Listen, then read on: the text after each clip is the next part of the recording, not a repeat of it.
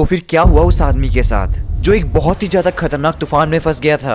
फिर वो तूफान से बचने के लिए एक ऐसे घर की तरफ भागता है जो काफी ज्यादा सुनसान होता है, जिसमें कई सालों से कोई नहीं रह रहा होता। और जब उस हॉरर घर में वो जाता है तो उसके साथ क्या होता है, वो क्या क्या देखता है। तो चलिए आज की हॉरर और काफी ज्यादा इंटरेस्टिंग कहानी शुरू करते हैं, जिसका टॉपिक होगा द मिस्टीरियस कोट।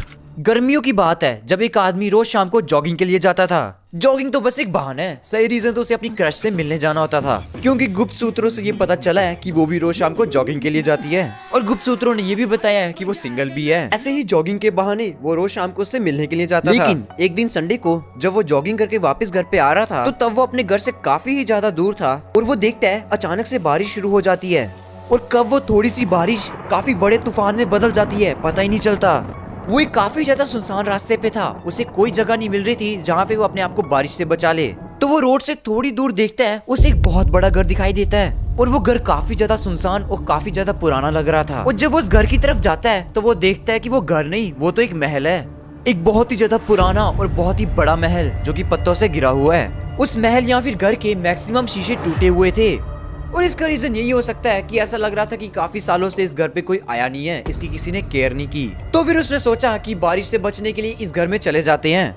फिर उसने दरवाजा खोलने की कोशिश की और वो काफी ज्यादा शॉक हो गया क्योंकि दरवाजा अंदर से खुला हुआ था। अंदर जाते ही उसे गीली मिट्टी और गीली लकड़ी की स्मेल आती है। इस घर में काफी अजीबोगरीब चीजें देखने को मिल रही थी, लेकिन सबसे स्ट्रेंज चीज उसे ये लगी कि उसके जो बाल हैं वो बार बार खड़े होते जा रहे हैं। उसे ऐसा लग रहा था कि उसे कोई चीज देख रही है। उसे इस घर में काफी ज्यादा अनकंफर्टेबल फील हो रहा था, लेकिन वो कुछ और कर भी नहीं सकता था क्योंकि तूफान से बचने के लिए ये घर सबसे पास में था। लेकिन जब उसकी नजर ऊपर से हटके नीचे की तरफ आती है तो वो देखता है कि घर की धूल मिट्टी पे कुछ निशान पड़े हुए हैं और वो निशान एक लाइन में जा रहे हैं। और जब उसने बड़े ध्यान से देखा तो वो काफी ज्यादा हैरान हो गया क्योंकि ये कोई ऐसे वैसे निशान नहीं थे, ये किसी इंसान को घसीटने के निशान थे। ऐसा लग रहा था कि किसी को बहुत बुरी तरह मारा गया है और उसे बहुत बुरी तरह घसीटा गया है। और इनफैक्ट वहाँ पे किसी के पैरों के निशान तक नहीं थे। तो जब वो उस घसीटने के निशानों को फॉलो करता है तो वो कुछ सीढ़ियों की तरफ पहुँचता है और वो देखता है एक बहुत ही ज्यादा पुराना कोट सीढ़ियों पे पड़ा हुआ है। और जब वो उस कोट को उठाता है वो देखता है कि कोट पे तो खून लगा हुआ है और ये खून सूखा हुआ है, ये खून काफी पुराना लग रहा है। तो जब उसने कोट को मोड़ के देखा तो उसने देखा कि पीछे तो गोलियों के निशान हैं। वो उस कोट पे जो निशान थे उसको देख के काफी ज्यादा डर गया था। फिर वो ये सोचता है कि क्या इसका मतलब ये है कि ये कोट कभी एक मरे हुए इंसान ने डाला था। उस कोट से काफी अजीबोगरीब स्मेल आ रही थी। कोट पे निशान देख के ऐसा लग रहा था कि जिस बंदे ने भी इस कोट को डाला है उसे काफी बुरी तरह मारा गया है। फिर अचानक से उसे ऐसी फीलिंग आने लगी कि पीछे से उसकी तरफ कोई खतरा आ रहा है। फिर उसने जब अचानक ही पीछे मुड़ के देखा तो वहाँ पे कोई नहीं था, लेकिन अचानक से ही उस महल का एटमॉस्फेयर, माहौल बहुत ही डरावने तरीके से बदल रहा था। ऐसा लग रहा था कि कुछ बुरा होने वाला है। फिर उसने वो कोट वहीं पे रख दिया। फिर वो थोड़ी सी हिम्मत करता है और लिविंग रूम की साइड पे जाता है। फिर उसने आग जलाने की सोची। फिर उसने आग जलाई और उसके सामने जाके बैठ गया और वो सोचने लग गया और खुद को हौसला देने लग गया कि उसे यहाँ पे रात नहीं काटनी, बस कुछ समय और की बात है। तूफान और बारिश जब दोनों रुक जाएंगी तो वो यहाँ से चला जाएगा। ऐसे उसने आग के साइड पे बैठ के थोड़ा सा टाइम स्पेंड किया।